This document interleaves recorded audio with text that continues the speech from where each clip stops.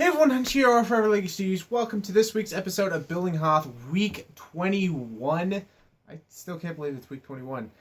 This week, guys, this episode might be coming out a bit later than I want it to. Hopefully it doesn't. Hopefully it goes out on the normal time. But if it does, I apologize. If it goes on the exact time, great. The only reason I say that is I'm recording this way later than I wanted to, and I'll specify a bit more on that later in the video. But this week, we basically got some reinforcements that I want to show you guys, and a little bit more work on the actual crashed Snowspeeder. So I'm excited to show you guys, and we're also on a different little angle, and let's get right into this. Okay, so starting off the segment, I wanted to show you guys the reinforcements of troops on Hoth. I know I did a separate video on that, basically me opening the package from BrickWiz, which again, thank you very much to him. I will again link his channel in the description. Again, thank you, Matt, for sending me these and actually selling me these for a great price. I'm really happy, and actually I have a figure to go, I guess, someone along with that, along with this. Basically, I have a BrickWiz figure right there. I basically built a sig fig. I know that's kind of a funny thing. If you guys actually noticed in the last two episodes of Hoth, I had this little stand that had 3 figures on it, and he was a part of it. But I did want to show him basically standing up, because I know in that video where I showed me opening the package and all that, I didn't have all of them like standing up together. Now, 2 of these are mine. I'm pretty sure these 2 are my original 2. But I wanted to see what all these guys look like together. I'm pretty happy, and I really think this is cool having, 10 snow troopers all in a row. I think it looks so cool. I do know that I'm going to have to buy quite a lot more than what I have at the moment. I did realize that I'm probably going to end up using more Hoth Rebels than Hoth Stormtroopers. The reason why is the Stormtroopers, again, are a bit more pricier than the Rebels. And the Rebels basically fill up the trench and, of course, fill up Echo Base. Where the Stormtroopers, there's a little bit on the ground, but most of them are in the actual walkers. And then, of course, you can see a few of them with Darth Vader going into the actual base, which I do want to have in the mock. I do want to have like this that hallway scene where Darth Vader and a few of these snowtroopers are following him. That is something I want to put in the mock, but that's for later down the road, of course. But I do realize that I'm going to have to use these guys sparingly. I do know that I want to buy some more. Hopefully I can find some good deals as well, because I really don't want to spend $20 per figure. But if I have to, I have to. It won't be the end of the world. So hopefully I can find some great deals on these snowtroopers. If you guys know of any good deals of these Hoth snowtroopers, let me know. I'd very much appreciate it. The Hoth Rebels, again, there's only 3 of them, which is still a good addition to my collection of Rebels for Hoth. Again, these guys are a bit more cheaper than the snowtroopers. Don't know why, but they are. So they're a bit more easier to get on hand, and I might end up using a bit more of these guys than the snowtroopers. Now, I do want to mention that as I unzoom out a bit, you kind of can notice something different about the layouts or where the mock is. So, previously on Hoth, there was stuff behind it. There was my UCS Snowspeeder, a few boxes full of parts, and all my pick-a-brick parts and all that were behind it, on the table behind this. Well, as you can see right now, there is no table behind this, and there's nothing behind it except the wall. So, what that means is I, of course, moved the table, or I moved, not the table, but I moved the mock to the back table. And for the reason of that is not because I finished this, because I still need to get those parts, which hopefully I will. I'm getting paid next week, so hopefully I can use some of my money to buy the parts. I did end up figuring out that I'm going to be buying 400 6x6 plates and not 300. The reason why is I found out that it's almost 100 to finish this section off, which the reason why I'm not showing this yet is I also did a bit more work on the Crash Snowspeeder. But basically, it's about like 90-some plates to finish that off, and that would take from the 300 about let's just say minus 100. So that means I would have about 200 left. And 200 was this, about this much. 250 is what we have at the moment. So hopefully if I buy 400, 100, at least 100 can go to complete that side, and I should have a decent amount to start the next section, which hopefully will be soon. I do know with my paycheck, some of it is going to go to finishing buying the base plates that are needed for the next section. Excuse me. And so I can actually start that. Now, also, the reason why I had to move this back is, if you didn't know, I am in 4-H. And I don't know if you guys know that or not, but I am in 4-H, and once a year we get together, usually at my house, and we have a scrapbook committee. I know that doesn't sound too interesting or anything like that. That's why I'm not going to get into much detail about it. But we do it once a year because we have a bunch of pictures from it, and it's like for the club or something like that.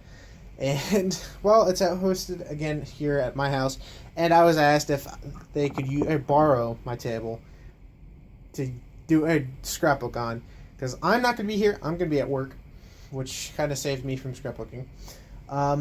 So they asked me if they could borrow my table. I'm like, that's fine. So I actually cleaned this table completely off, put Hoth on this table, and folded the other table up, and that is going to be used Sunday. So hopefully in the next week or two, when I get the final base plates, I'm going to set them up and make it look really nice. And I do want to mention, I haven't got the parts in yet. Hopefully they can get here by next week. I do know that they are in the States. I did get a notification about that. So they are close to me. I hope they get here by next week. That way I can actually do some full-on building, because I didn't really figure out what I wanted to do this week until I actually went back and watched last week's episode, where I mentioned that I was going to continue working on like the crashed Snowspeeder and make that little smoke or place that it's been shot and all that. But hopefully next week I will have the parts in and I can actually finish that little corner with the red popping out and all that. So moving on from the actual figures, I'm very thankful to Matt /BrickWiz for selling these for a great price. Again, he has amazing prices on his Bricklink store. If you want to go check it out, I'll link it in the description again. And I definitely recommend you go check it out. So now to the actual area right here. This is the Snowspeeder. So as you can tell, it's got a bit different from the last week's episode. One noticeable difference is, of course, it has the orange stripe completely. I basically realized, I'm like, oh wait, I didn't need the front piece that had the orange stripes and all that. Didn't need it, so I basically took that off, popped off the orange tiles, placed them there, and I was able to finish the orange stripe on the sides of the Snowspeeder, which I think it looks pretty cool, like that now in the snow. And I, of course, worked on the blaster mark or blast from the AT-AT hitting the Snowspeeder, making it look like it had been shot and actually look like it's crashed. And I think I did a pretty good job in moving the camera around. Basically, I took this piece off. This is not connected. That's just set there. Same as that piece right there and that piece right there. Basically, they're just held in by, I don't want to say force, but other parts pushing it next to each other. So I'm pretty happy how it came out. I also have some flames coming in. There's about 3 flames. That was a hard part because the Snowspeeder's at an angle and the wings are at a different angle. So I couldn't place the regular, like, straight up flames that LEGO has. I couldn't do that just because it looked really odd, didn't look good, I didn't like it, and so I used like the curved fire pieces and it made a better look. So this is what I meant by the area that was shot right here.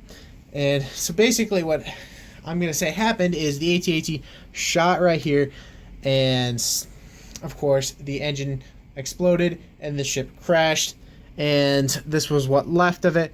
It's got smoke coming out of the machine, which I think actually came out way better than I thought. Now, I'm not going to lie to you guys. I've been busy all week because, as you guys know, I started my new job, and I've been busy doing that, getting stuff ready, and I of course start school next week, so that's going to be another problem. But I've been kind of busy this week, and I've had the past 2 days off, which is quite nice. And last night I was out and about, so I couldn't build. But today I had completely off. I had nothing going on, and I started building. Well, actually, I got a haircut. That's something else. But I basically started building, and I came up with that smoke brick idea, I guess you could say, that I liked. I also took some consideration and ideas from Jay and all that from his Crashed TIE Fighter, basically how he did the smokestack, and I'm pretty happy with how it came out. It looks like smoke, of course. Now, sadly, I didn't have any of the 1x2 bricks that are translucent black or translucent dark clear. I can't think of the color, but I did have a bunch of these. These are the 1x2 translucent clear, plain clear bricks. So I have a bunch of them. Actually, I have a few more somewhere else. And I used it, and to be honest, it actually works really well together. I think it looks even better. And the reason why I also used those, again, I didn't have any of the normal ones. I actually don't think I have any at all at the moment. But I think it actually turned out really well how it came out. So it looks lighter, like the lighter part of the smoke, and then of course the darker color, which is these, are the like dark part of the smoke, and it just looks so cool. I think it gives it a more realistic smoking look. And the nice thing is, like the clear ones, you can sometimes see right through it, and so you can see like some pieces that are on this side that you can see through on this brick, which is pretty cool. I really like how the smoke came out. Of course, it's got a fire piece right here. It's a bit redder on the screen than it actually is. And then I have this little panel right here, which is like this piece right here. Basically, it's just sitting in right here. As you can see, like it just slides off. I think it actually came out really well, depending, well, basically, being it's only been a few hours, or no, it's actually been more than a few hours. It basically my whole day. I think I came up with a good design for the smoke. Again, from the forward, it looks fine and dandy, but I really like it coming from the side. Like I really like how the smoke's coming up from the side. Again, excuse me. Again, it was kind of hard to figure out how to get the angles correctly. Again, the Snowspeeder is crashed at this angle where the back's facing up, and then of course the wings are facing another angle. So trying to figure out everything, how to get everything to look normal, or more realistic and more accurate and all that, it was a bit difficult, but I think I came up with a nice adaptation to it. Again, I really like this side too. Sorry, my parts are in the way. So, zooming in right there. Again, I wanted to make it look like it was blasted from an AT-AT, so I didn't want it to make it look like, oh, it just crashed, it didn't do much damage. This side looks like it was completely totaled. Again, I didn't do much to the wing. I basically just took a few parts off and made it look like it was crashed. Like this piece I completely took off. This piece is just sat in there with a bit of smoke next to it, and that of course is just sat there. But I'm pretty happy with how the actual look of the crashed Snowspeeder is turning out to look like. I can't wait to again fill this in with more white and more 6x6 brick plates. That way it looks a lot much nicer than a bunch of different colors behind it. As you can see already, that I already started to fill. My hand was in the wrong direction. Right here, that way that little gray patch like on this side doesn't show, and it'll be filled in a bit nicer as well later down the road. But I'm pretty happy with how the crashed Snowspeeder is looking. It looks like it was shot. It looks like it crashed in the snow, of course. And so that was one of the big parts. Again, the other big part was the minifigures. Again, go check out Matt's his Bricklink store and his channel, of course. I really appreciate it, man. Again, can't wait to put him in the mock, of course, more than just having him stand in front of a bunch of troops. I know exactly where I'm going to put him, and I'm excited to do that. So I'm pretty happy with this segment. I know it wasn't too insane or too crazy and all that, but I'm pretty happy with the progress of this week's segment. Now, again, I do apologize if this video does come out a bit later than it usually does. I'm recording this much later than I wanted it to, but if it does come out on the actual time, which is normally around 3 o'clock, then yay. Then basically don't listen to me saying I apologize for coming out late. But I hope you all enjoyed. I'm pretty happy, again, with the progress of the MOC. I know it isn't too much progress, but I'm pretty happy with the progress that was made. So if you enjoyed, definitely hit that like button, as well as stay tuned for next week's episode. Let me know in the comments section whether what you like of the Snowspeeder with the crashed engine and all that. What do you think of it? Let me know in the comments what you think of the smokestack, the crash parts around it, as well as what do you think of the figures. And if you're not new to this channel, definitely think about subscribing. So I think that's going to be it. Hope you all enjoyed, and I will see you guys next week. Bye-bye.